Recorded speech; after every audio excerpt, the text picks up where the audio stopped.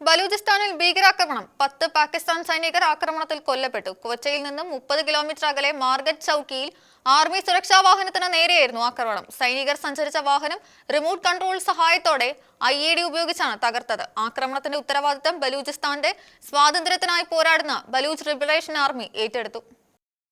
ക്വറ്റയുടെ പ്രാന്തപ്രദേശമായ മാർഗറ്റിൽ remote control IED ആക്രമണത്തിലൂടെ ബലൂച്ച് ലിബറേഷൻ ആർമിയാണ് ഈ ഭീകരാക്രമണം നടത്തിയത്.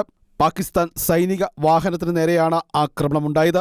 സുരക്ഷാ വാഹനത്തിലുണ്ടായിരുന്ന 10 സൈനികരും കൊല്ലപ്പെട്ടു. ആക്രമണത്തിന്റെ ഉത്തരവാദിത്വം ബലൂച്ച് ലിബറേഷൻ ആർമി ഏറ്റെടുക്കുകയും അധിനിവേശ ശത്രു രാജ്യമായ പാകിസ്ഥാനെതിരെ തങ്ങളുടെ പ്രവർത്തനങ്ങൾ തീവ്രമായി തുടരുമെന്നും ബലൂച്ച് ലിബറേഷൻ ആർമി പ്രസ്താവനയിൽ വ്യക്തമാക്കി. സ്ഫോടനത്തിന്റെ ദൃശ്യങ്ങൾ ലിബറേഷൻ ആർമി അവരുടെ വെബ്സൈറ്റിലൂടെ പുറത്തുവിടുകയും ചെയ്തു. പാകിസ്ഥാൻ സൈനികർ സഞ്ചരിച്ച ട്രെയിൻ തട്ടിക്കൊണ്ടുപോയി സൈനികരെ കൊലപ്പെടുത്തിയതിന് പിന്നാലെയാണ് 10 സൈനികർ കൊല്ലപ്പെട്ട ഈ ആക്രമണം ഉണ്ടായിരിക്കുന്നത്.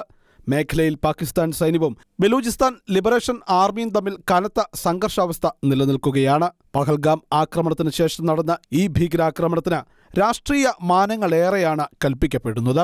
International desk Shekena news.